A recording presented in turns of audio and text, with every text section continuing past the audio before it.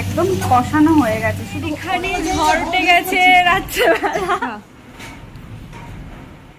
এখন বাজে রাত 10:15 আর এই টাইমে আমি করছি চিকেন। আসলে কোনো প্ল্যান ছিল না চিকেন হওয়ার, কিন্তু আমি 9টার দিকে দিদিকে জিজ্ঞাসা করছি যে চিকেন খাবি, দিদি বলছে যে হ্যাঁ হলে ভালো হয়।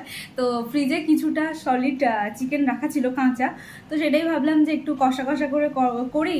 বাবাকে বলছিলাম যে রুটি করার জন্য, কিন্তু তারপরে ডিসাইড করা হলো যে ভাত খাওয়া হবে। আর আমি এখন চিকেনটা বসিয়েছি, তোমাদেরকে দেখাচ্ছি কি পর্যায়ে দাঁড়িয়ে আছে। আর বাইরে ওইদিকে ঝড় উঠেছে। ঝড়, আমি যখনই চিকেন করছি তখনই ঝড় হচ্ছে, তখনই বৃষ্টি হচ্ছে, তো তোমাদেরকে সবটা দেখাচ্ছি।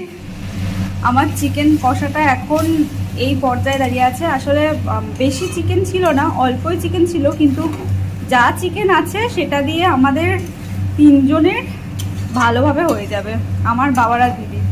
এখানে ঝড় উঠে গেছে রাত্রেবেলা, ঝড় উঠে গেছে আর এদিকে কুকুর বিড়াল মারপিট করছে। উফ কি জ্বালাতন, ওরা সারাক্ষণ জ্বালিয়ে মারে। ভীষণ ঝড় উঠেছে আর তার সাথে বৃষ্টিও পড়ছে, আকাশের অবস্থাও খুব একটা ভালো নয়। আমি বাইরে এসে ভিডিওটা করছি কারণ মানে ঝড়টা তোমাদেরকে দেখাবো বলে। আর ওদিকে আমি চিকেনটা বসিয়ে রেখে এসেছি, ঝড়ের মধ্যে চিকেন খাওয়া যায়? তাও আবার রাত এখন 10:30 বেজে গেছে এখন মনে হয়।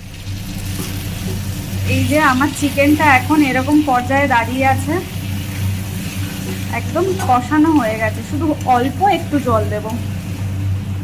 একটু জল, হালকা জল না দিলে আলুটাও সিদ্ধ হবে না, তাই অল্প একটু জল দেব। কিন্তু মনে হচ্ছে খুবই ভালো হচ্ছে, একদম মাখা মাখা করবো।